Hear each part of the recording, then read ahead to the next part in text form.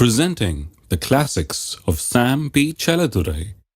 Sam P. Chaladurai அவர்களின் போதனை களஞ்சியத்திலிருந்து. ரோமர் 10:6 வாசிக்கிறேன். விசுவாசத்தினாலாகும் நீதியானது கிறிஸ்துவை இறங்கி வர பண்ணும்படி பரலோகத்துக்கு ஏறுகிறவன் யார்?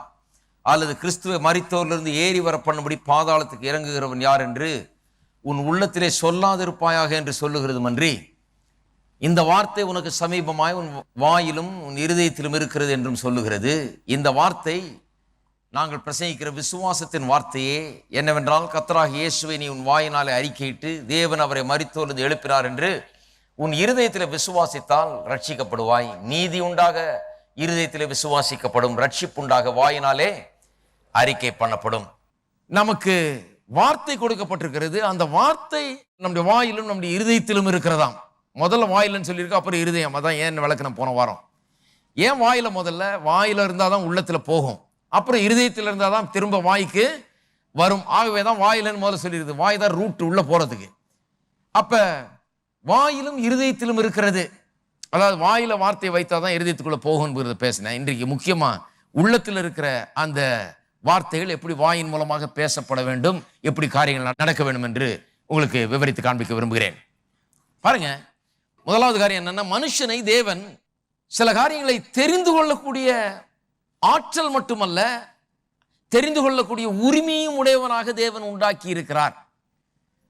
தெரிந்து கொள்ளக்கூடிய ஆற்றல் மட்டுமல்ல, தேவனுடைய சாயல்ல உண்டாக்கப்பட்ட மனுஷனை தேவன் தெரிந்து கொள்ளக்கூடிய ஆற்றல் மட்டுமல்ல, தெரிந்து கொள்ளக்கூடிய உரிமையும் அவனுக்கு இருக்கிறது. ஆகவே மனுஷன் ஒரு வித்தியாசமான ஒரு ஆள். பாருங்க, அவனுக்கு ஏதாவது நடக்க வேண்டும் என்று சொன்னால் அவன் வார்த்தைகளை தெரிந்து கொள்ள வேண்டும். அவனுக்கு உரிமை இருக்குது. ஆகவே அவனுடைய வாழ்க்கையில் என்ன நடக்க போகிறது? அவன் எதை வேண்டும் என்று தெரிந்து கொள்கிறானோ, அவனுடைய வாயினால எதை வேணும்னு பொறுக்கி தெரிந்து கொள்கிறானோ அதைத்தான் அவன் அடைய முடியும். ஏன்னா அப்படி அவனை உண்டாக்கி விட்டார் ஆண்டவர். தெரிந்து கொள்ளக்கூடிய ஆற்றல் மட்டுமல்ல, எபிலிட்டி மட்டுமல்ல, அதை உரிமையை பெற்றவனாக அவன் உண்டாக்கப்பட்டிருக்கிறான். ஆகவே கர்த்தர் அவனுக்காக தெரிந்து கொள்ள முடியாது, வேறொருவரும் அவனுக்காக தெரிந்து கொள்ள முடியாது. அவன் தான் தெரிந்து கொள்ள வேண்டும். ஒவ்வொரு மனுஷனும் தான் தெரிந்து கொள்ள வேண்டும். அதனால தான் சொல்லி இருக்குது ரோமர் 10 நாம் வாசிக்கிறோம், இந்த வார்த்தை உனக்கு சமீபமாக உன் வாயிலும் உன் இருதயத்திலும் இருக்கிறது. இது நாங்கள் பிரசங்கிக்கிற விசுவாச வார்த்தை. இந்த வார்த்தைக்குள்ள விசுவாசம் இருக்குது. உனக்கு என்ன வேணுமோ அதற்கேற்ற வார்த்தை எடுத்து வாயில வைத்தால் அதற்கேற்ற விசுவாசம் உள்ள போகும். எதை தெரிந்து கொள்ள விரும்புகிறாயோ, எதை அடைய விரும்புகிறாயோ, அதற்கு எல்லாம் வேண்டிய, அதை அடைவதற்கு வேண்டிய விசுவாசம் எல்லாம் இந்த விசுவாச வார்த்தையில் இருக்குது. அதனால தான் இது விசுவாச வார்த்தை. இந்த விசுவாச வார்த்தையை எடுத்து வாயிலையும் இருதயத்திலும் வைத்தால் எதை நீ விரும்புகிறாயோ அதை நீ அடைந்து கொள்ளலாம். இதுதான் அடைய வேண்டிய வழி. ஒரு மனுஷன் ஒன்றை அடைய வேண்டும் என்றால் அவன் எதை விரும்புகிறானோ, அவன் எதை தெரிந்து கொள்றானோ அதுதான் அடைய முடியும். அவன் எப்படி தெரிந்து கொள்ள முடியும்? தன்னுடைய வாயிலே வார்த்தைகளை எடுத்து போட்டு அவன் தெரிந்து கொள்கிற வார்த்தையை பொறுத்து அவனுடைய வாழ்க்கை இருக்க போகிறது. அவன் வார்த்தைகளை தெரிந்து கொண்டு அந்த வார்த்தையில உள்ள வைத்து அந்த வார்த்தை தான் காரியங்களை பிறப்பிக்க போகிறது. அது சொல்லிட்டு சொல்லுகிறது, கர்த்தராகிய இயேசுவை நீ உன் வாயினாலே அறிக்கையிட்டு. இயேசுவை குறித்த சுவிசேஷத்தை கேட்குறீங்க, கேட்ட உடனே என்ன பண்றீங்க? எப்படி இதை தெரிந்து கொள்கிறது? ரட்சிப்பை நான் பெற்றுக்கொள்ளுகிறேன் என்று சொல்லுறவங்க எப்படி பெற்றுக்கொள்கிறார்கள்? கேட்டங்க, போயிட்டு வர்றேன், ஆமேன்ட்டு போறதில்லை. கேட்டங்க, நான் விசுவாசிக்கிறேன் அப்படின்ட்டு போறேன், அது விசுவாசம் இல்லை.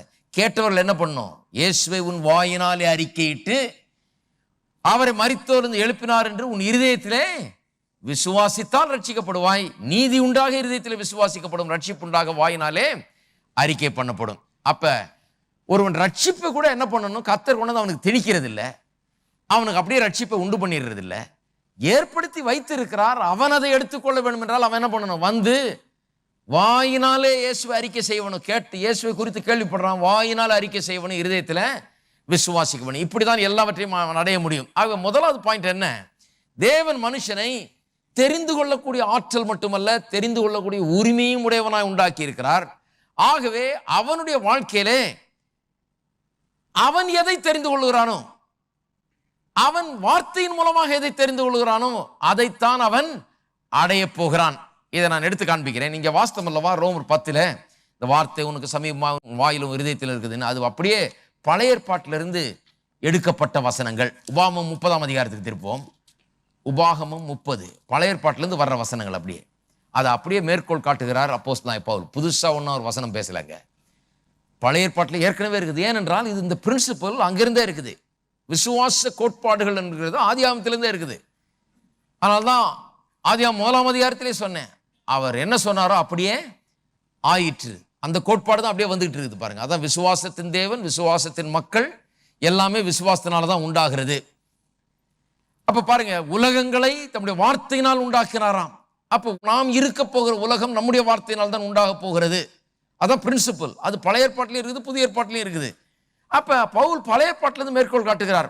30ஆம் அதிகாரம் உபாகமம் 30:11 வசனம். இன்று நான் உனக்கு விதிக்கிற கட்டளை உனக்கு மறைபொருளும் அல்ல, அது உனக்கு தூரமானதும் அல்ல. அதாவது தேவன் சில கற்பனைகளையும் கட்டளைகளையும் அவள் கொடுக்கிறார், வாக்கு தத்தங்களை கொடுக்கிறார். அவர் சொல்லுகிறார், இதெல்லாம் நீ கேட்டு கவனமா இதன்படி செய்ய கவனமா இருந்தால் நீ ஆசீர்வாதத்தை பெறுவாய்ன்னு சொல்றார். சொல்லிட்டு சொல்றாரு, இதெல்லாம் உனக்கு மறைபொருளும் அல்ல, உனக்கு தூரமானதும் அல்ல. அப்படின்னா என்ன அர்த்தம்? இது நீ கண்டுபிடிக்க முடியாத ஒரு மறைபொருள் அல்ல, உனக்கு நான் கஷ்டமாக்கல. எத்தனை பேர் நம்புறீங்க கர்த்தர் நமக்கு கஷ்டமாக்கிறது இல்லைன்னு? சில நேரத்தில் சில மாணவர்கள் சொல்றாங்க, வாத்தியார் ரொம்ப கஷ்டமான பேப்பர் கொடுத்துட்டாரு. அவர் கஷ்டமான பேப்பர் சாதாரணமாக கொடுக்க மாட்டாங்க. வாத்தியார்கள் என்ன சொல்லி கொடுத்துருக்குறாங்களோ அந்த சொல்லி கொடுத்தது விளங்கிடுச்சான்னு பார்க்கறதுக்கு தான் பரீட்சை.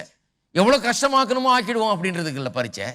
சொல்லி கொடுத்தது திட்டவட்டமா விளங்கி விட்டதா என்று பார்க்கறதுக்கு தான் பரீட்சை ஒழிய உங்களை இம்சப்படுத்துறதுக்காக பரீட்சை இல்லை, உங்களை தொந்தரவு பண்ணுறதுக்காக பரீட்சை இல்லை, உங்களுக்கு கொடுமை பண்ணுறதுக்காக பரீட்சை இல்லை.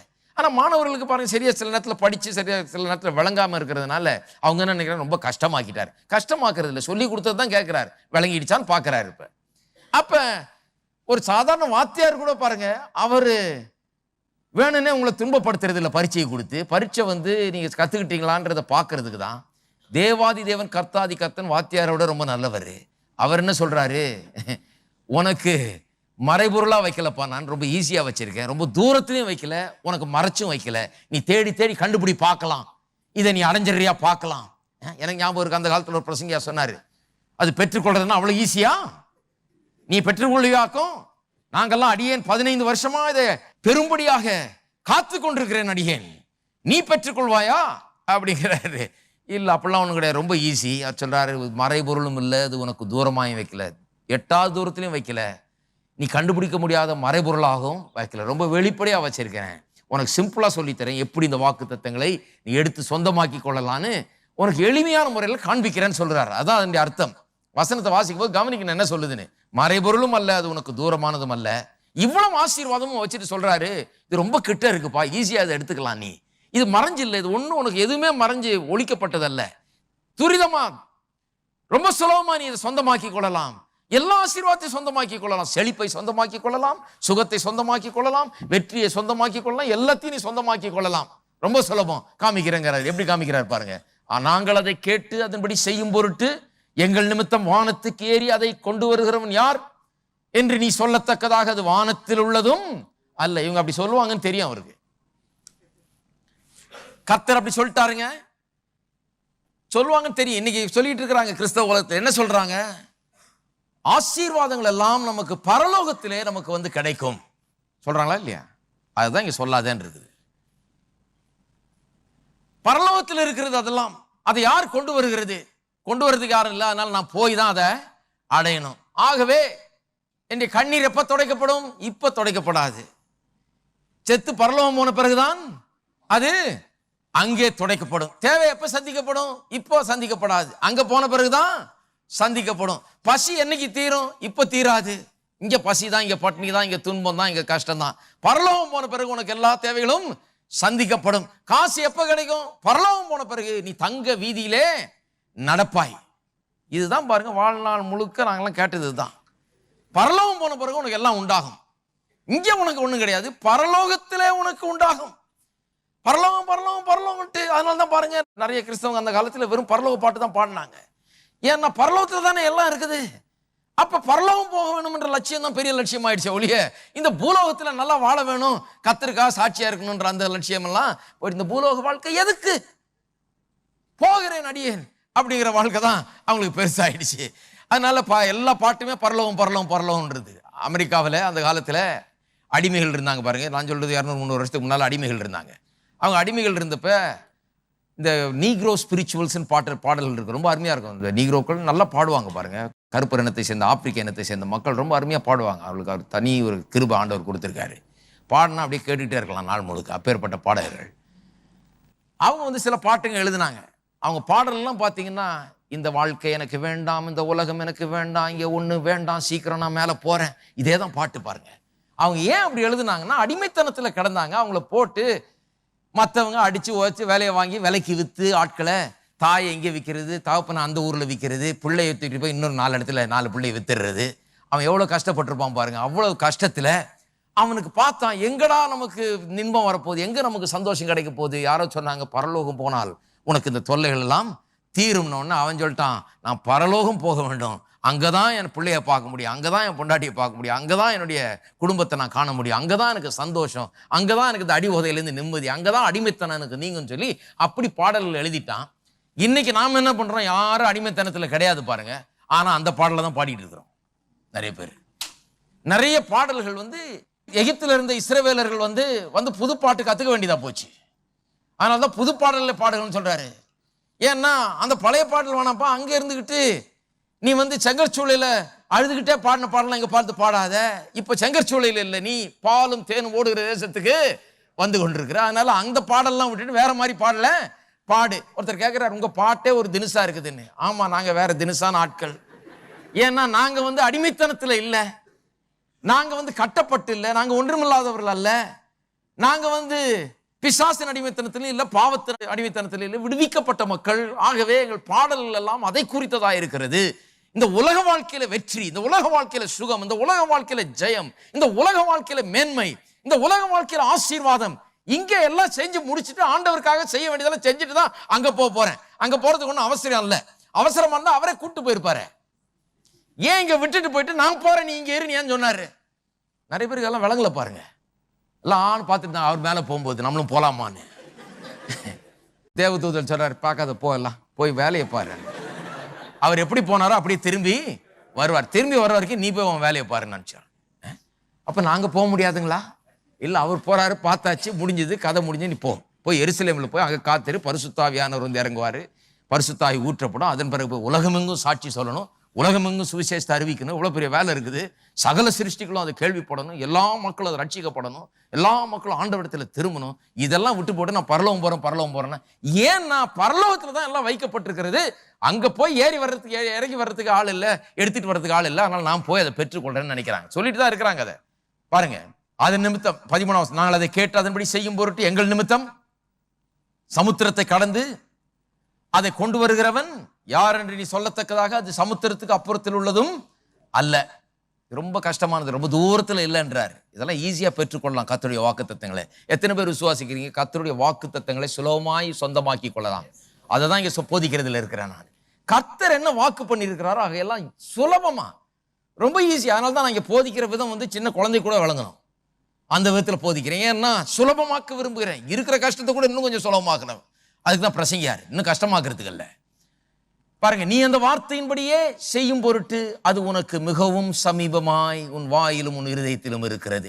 அப்ப பாருங்க எப்படி சொல்றாரு, தூரத்துல வைக்கல, வானத்திலிருந்து போய் ஒரு ஆள் இறங்கி எடுத்துட்டு வர்றதுக்கு, சமுத்திரத்தை கடந்து போய் ஒரு ஆள் கொண்டு வர்றதுக்கு நீ சமுத்திரத்தை கடக்கிற அளவுக்கு தூரத்திலையும் வைக்கல, நீ அந்த வார்த்தையின்படியே செய்யும்படிக்கு.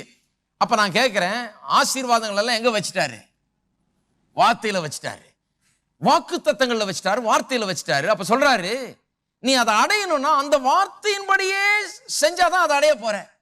அதுக்குதான் கட்டளை எல்லாம் கொடுத்திருக்கிறார். நீ இதன்படி செய்தால் ஆசீர்வதிக்கப்படுவான்னு சொல்லிட்டாரு. அப்ப அந்த வார்த்தையின்படியே செய்யும்படிக்கு, செய்யறது எவ்வளவு கஷ்டம்? செய்யும் பொருட்டு அது உனக்கு சமீபமாய் உன் வாயிலும், அதே வசனம் தான் அங்க ரோமர்ல இருக்குது, உன் வாயிலும் உன் இருதயத்திலும் இருக்கிறது. அப்ப கர்த்தர் சொல்றாரு, வாக்குத்தத்தங்கள்லாம் வச்சுட்டேன், நீ அதை அடையணும், இதெல்லாம் நீ அடையணும், நான் சொன்னதெல்லாம் நீ அடையணும், நீ இதன்படி கேட்டு இதன்படி நடந்தால் இதெல்லாம் உனக்கு சொந்தம்னு சொல்றாரு. எவ்வளவு கஷ்டம் இது? கஷ்டமே இல்லை. வானத்தில் போய் ஏறி இறக்கி எடுத்துட்டு வர வேண்டியதில்லை, சமுத்திரத்தை கடந்து போக வேண்டியதில்லை. எப்படி பின்ன? அந்த வார்த்தையின்படியே நீ செய்யும்படிக்கு அது உனக்கு மிகவும் சமீபமாய் உன் வாயிலும் உன் இருதயத்திலும் இருக்கிறது. இதோ ஜீவனையும் நன்மையும் மரணத்தையும் தீமையும் என்று உனக்கு முன்னே வைத்தேன். இதுக்கு தான் சொன்னேன் நான் முதலேயே, தேவன் தெரிந்து கொள்ளக்கூடிய ஒரு ஆற்றலை மட்டுமல்ல உரிமையை நமக்கு கொடுத்திருக்கிறார். கர்த்தர் சொல்றார், 2 இருக்குது உனக்கு முன்னால, நீ தெரிந்து கொள்ளணும். ஏதேன் தோட்டத்தில் மனுஷன் பாவம் செய்யறதுக்கு முன்னாடியே 2த்தையும் வச்சுட்டார் பாருங்க. நன்மை தீமை அறியத்தக்க விருட்சத்தின் கனி, பிறகு என்ன கனி? ஜீவ விருட்சத்தின் கனி. ஏன்னு சொன்னா சாய்ஸ் இருக்கணும். சாய்ஸே இல்லாம மனுஷன் இருக்க முடியாது. சாய்ஸ் இல்லைன்னா மனுஷனா இருக்க முடியாது. சாய்ஸ் கொடுத்தாகணும். சாய்ஸ்னா தெரிந்து கொள்ளக்கூடிய ஒரு வாய்ப்பு மனுஷனுக்கு உண்டாயிருக்கணும். அப்பதான் அவன் மனுஷனா இருக்க முடியும். தெரிந்து கொள்ளக்கூடிய வாய்ப்பு எனக்கு கொடுக்கப்படவில்லை என்றால் நான் ஏதோ ஒன்றை செய்யும்படியாய் நிர்பந்திக்கப்படுகிறேன். ஆகவே நான் மனுஷனா இருக்க முடியாது. அதனாலதான் பாவம் உண்டாகிறதுக்கு முன்னாக நீ தெரிந்து கொண்டாதான் உனக்கு நன்மை கூட உண்டாக போறதுன்ட்டார். எல்லாம் நன்மையை வச்சுட்டேன், எல்லாம் சுத்திலும் ஏராளமா எல்லாத்தையும் வச்சுட்டேன், தாராளமா எல்லாத்தையும் வச்சுட்டேன். நன்மை தீமை அறியத்தக்க விருட்சத்தின் கனி இது இருக்குது, இதை புசிக்காத. ஜீவ விருட்சத்தின் கனி இருக்குது, இதை புசி. 2 மரமும் இங்க இருக்குது. நீ தினந்தோறும் தெரிந்து கொண்டு எதை தெரிந்து கொள்றாயோ அதைத்தான் நீ அடைய போகிறாய் அப்படின்னு வச்சுட்டார். ஏன்னா இது சாய்ஸ். மனுஷனுக்கு தெரிந்து கொள்ளக்கூடிய ஆற்றல் மட்டுமல்ல உரிமையும் இருக்கிறது. அவன் தெரிந்து கொண்டால் தான் அவனுக்கு வாழ்வு உண்டாக முடியும். எல்லாம் சொல்லுங்க, நான் தெரிந்து கொண்டால் தான் நான் நன்றாக இருக்க முடியும். இது ஒரு பிரின்சிபிள் பாருங்க. கர்த்தர் தயவு வச்சாருன்னா நான் நல்லா இருப்பேன் சொல்றாங்க சிலர் கிறிஸ்தவங்க. இல்ல, கர்த்தர் எப்பவுமே தயவு உள்ளவர். கர்த்தரை குறை சொல்லாதீங்க. கர்த்தர் எப்பவுமே மிகுந்த தயவும் இரக்கம் உள்ளவர். அவர் தயவு தான் வைக்கிறார். உங்களுக்கு நீங்க நல்லா இருக்கணும்னு தான் விரும்புறார். அவர் நல்லா இருக்கணும்னு விரும்புறதுனால இன்னைக்கு எல்லாரும் நல்லா இல்லை. ஏன்னு சொன்னால் இவர்கள் அதை தெரிந்து கொள்ள வேண்டும். உங்களுக்கு அதை வாய்ப்பை கொடுக்குறாரு. உங்களை மனுஷனா ட்ரீட் பண்றாரு. அதனால தான் இந்த தேவன் எனக்கு ரொம்ப பிடிக்குது பாருங்க. உங்களை மரியாதை கொடுக்குற தேவனை நீங்க நம்புங்க. நீ அங்க வா, இங்க வா, இவ்வளவு காசு கொடு, நீ வெள்ளியை கொடு, பொண்ணை கொடு அப்படின்னு சொல்ல நம்ம தேவன் என்ன சொல்றாரு? அப்பா, உன்னை நான் மரியாதை கொடுக்குறேன். நான் எப்படி இருக்கணும் அப்படி உன்னை உண்டாக்கி இருக்கிறேன். எதையுமே உன்னிடத்துல திணிக்க போறது இல்லை. நன்மையை கூட நான் கொண்டாந்து உன் வாயில திணிக்க போகிறது கிடையாது. நீ எடுத்துக்கிட்டாதான் நன்மை உனக்கு உண்டாகும். அந்த அளவில் உன்னை சுதந்திர பறவையாக உன்னை உண்டாக்கி இருக்கிறேன்னு சொல்றாரு. ஒரு ஃப்ரீடம் உள்ளவனாக, சுதந்திரம் உடையவனாக உன்னை உண்டாக்கி இருக்கிறேன்னு சொல்றாரு. எத்தனை பேருக்கு இந்த சுதந்திரம் பிடிக்குது? நிறைய பேர் பாருங்க, ஆவிக்குரிய ஜீவிதத்தில் கூட கட்டப்பட்டிருக்கிறாங்க. கட்டப்பட்டிருந்தால் நல்லதே இல்லை. மக்கள் அதை விரும்பவே மாட்டார்கள். ஏனென்றால் அவர்கள் உண்டாக்கப்பட்ட விதமே வேறு, விடுதலையா இருக்கும்படியாக தான். ஆகவே நீங்களும் நானும் விடுதலைக்கென்றே உண்டாக்கப்பட்டிருக்கிறோம். கர்த்தர் சொல்றாரு, நானே உன் பேர்ல திணிக்கிறது இல்லை, இன்னொரு ஆள் யாரும் திணிக்கிறது, எந்த பாஸ்டரும் திணிக்க முடியாது. நீங்கள் தெரிந்து கொண்டால்தான். இந்த வார்த்தைகளை கேட்டு இது எனக்கு வேண்டும் என்று நீங்கள் எனக்கு வேணும் தெரிந்து கொண்டால்தான் இது நடக்குமே ஒழிய வேற விதத்தில் நடக்கவே முடியாது. ஒண்ணுமே மாற்றவே முடியாது. மனுஷனை கடவுள் அப்படி உண்டாக்கிட்டார். என்னை யாரும் ஒன்றும் பண்ணவே முடியாது. நான் எதை தெரிந்து கொள்றேனோ அதைத்தான் நான் தெரிந்து கொள்ளுவேன். எனக்கு விருப்பமானதை நான் தெரிந்து கொள்கிறேன். அப்படி உண்டாக்கிட்டாரு. இதோ ஜீவனையும் நன்மையும் மரணத்தையும் தீமையும் என்று உனக்கு முன்னே வைத்தேன். அதான் சாய்ஸ். அந்த வசனத்துக்கு பக்கத்துல சாய்ஸ் எழுதிக்கலாம். தெரிந்து கொள்ளும் வாய்ப்பு. நீ பிழைத்து பெருகும்படிக்கும், இப்ப கவனிங்க, நீ சுதந்திரிக்க போற தேசத்தில் உன் தேவனாகிய கர்த்தர் உன்னை ஆசீர்வதிக்கும் படிக்கும், நீ உன் தேவனாகிய கர்த்தர் அன்பு கூறவும், அவர் வழியில் நடக்கும், அவர் கற்பனைகளையும் கட்டளைகளையும் நியாயங்களையும் கை கொள்ளவும் நான் இன்று உனக்கு கற்பிக்கிறேன் சொல்லிட்டு 19ஆம் வசனம், நான் ஜீவனையும் மரணத்தையும் ஆசீர்வாதத்தையும் சாபத்தையும் உனக்கு வைத்தேன் என்று உங்கள் மேல் வானத்தையும் பூமியும் இன்றைக்கு சாட்சி வைக்கிறேன். மறுபடியும் சொல்றாரு பாருங்க, ஜீவனையும் மரணத்தையும் ஆசீர்வாதத்தையும் எது வேணுமோ தெரிந்து கொள்ளலாம். நீ சாய்ஸ் இருக்குது. ஆகையால் நீயும் உன் சந்ததியும் பிழைத்திருக்கும்படி நீ ஜீவனை தெரிந்து கொண்டு. சாய்ஸ் வச்சது மட்டுமல்ல, சொல்லித்தர்றாரு. வாத்தியார் பக்கத்திலே நின்று சொல்லி தந்துட்டு இருந்தார். டிக்கு போடுங்க, இதுதான் ஆன்சர் அப்படின்னு சொல்லி தந்தார். அப்போ அவ்வளோ நல்ல ஒரு பாருங்க கர்த்தர் சொல்றாரு, அப்பா உனக்கு தூரத்தில் வைக்கல, மறைச்சும் வைக்கல, கிட்ட வச்சுட்டேன். உனக்கு சப்போஸ் கஷ்டமா இருந்துச்சுன்னா நான் சொல்லித்தரேன் எதை தெரிந்து கொள்ளணும். ஜீவனை தெரிந்து கொள். எப்படி தெரிந்து கொள்வது பாருங்க, அந்த வார்த்தையின்படியே நீ செய்யும் பொருட்டு அது உனக்கு சமீபமாய் உன் வாயிலும் உன் இருதயத்திலும் இருக்கிறதுன்னு சொல்லி இருக்கிறதுனால எப்படி தெரிந்து கொள்வது என்று சொன்னால், வார்த்தையை தெரிந்து கொள்வதன் மூலமாக அதை நாம் தெரிந்து கொள்ள வேணும். ஜீவன் எங்க இருக்குது? வார்த்தையில இருக்கிறது. அப்ப வார்த்தையை தெரிந்து கொள்வதன் மூலமாக நாம் அதை தெரிந்து கொள்ள வேண்டும். எல்லாரும் சொல்லுங்க, வார்த்தை ஜீவனாய் இருக்கிறது. வார்த்தை ஆசீர்வாதத்தை உள்ளடக்கியதா இருக்கிறது. வார்த்தையை தெரிந்து கொள்ளும் போது, தேவனுடைய வார்த்தையை தெரிந்து கொள்ளும் போது ஜீவனையும் ஆசீர்வாதத்தையும் தெரிந்து கொள்கிறேன். அப்ப என்ன அர்த்தம்? சிம்பிள் லாங்குவேஜில் சொல்றேன். கர்த்தர் என்ன சொல்றாரோ அதை நான் தெரிந்து கொண்டே வாயில வைக்கும் போது நான் ஜீவனையும் ஆசீர்வாதத்தையும் தெரிந்து கொள்கிறேன். கர்த்தர் என்ன சொல்லுகிறார்? நானே உன் பரிகாரியாகிய கர்த்தர் என்று சொல்லுகிறார். நான் அதை தெரிந்து கொண்டு என் வாயில வைக்கிறேன்.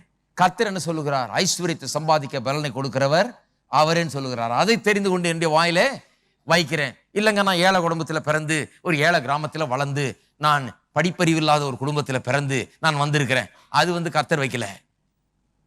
ஹலோ, அது கர்த்தர் வைக்கல. கர்த்தர் என்ன வச்சிருக்கிறாரு? இதைத்தான் வச்சிருக்கிறார். நீ நன்றாயிருப்பாய், நீ பிழைத்திருக்க வேணும், நீ நன்றாயிருக்க வேணும், நீயும் உன் சந்ததியும் நன்றாயிருக்க வேணும். இல்லைங்க, எங்க தாத்தா காலத்துல இருந்து நாங்க ஒரு சின்ன கிராமத்துல, ஒரு குக்கிராமத்துல ஒருத்தர் சொல்றாரு, ஒரு குக்கிராமத்துல பிறந்து ஏழை எளியவர்களாய் வளர்ந்து படிப்பறிவில்லாமல் அடியார்கள் இருந்து வந்தோம்.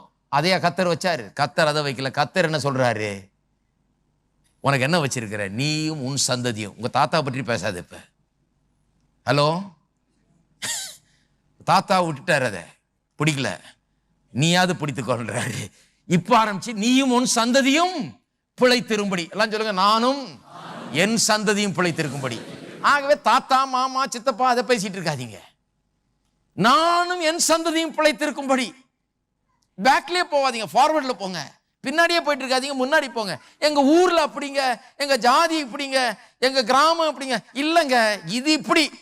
நீங்கள் பிழைத்திருக்கும்படி, நீங்கள் நன்றாயிருக்கும்படி, நீங்களும் உங்கள் சந்ததியும் நன்றாயிருக்கும்படி ஜீவனை தெரிந்து கொள்ளுங்கள். நீங்கள் பிழைத்திருக்கும்படி நீ ஜீவனை தெரிந்து கொண்டு. அப்ப எத்தனை பேர் இன்றைக்கு நான் பிழைத்திருக்கும்படி, என் சந்ததி நன்றாயிருக்கும்படி, நான் தேவனுடைய வார்த்தைக்கு என்னுடைய வார்த்தையில முதலிடம் கொடுக்க போறேன்னு சொல்றவங்க? அப்ப உங்க தாத்தா இருந்தது போல நீங்க இருக்க போறல. நீங்க பெரிய ஆளா இருக்க போறீங்க.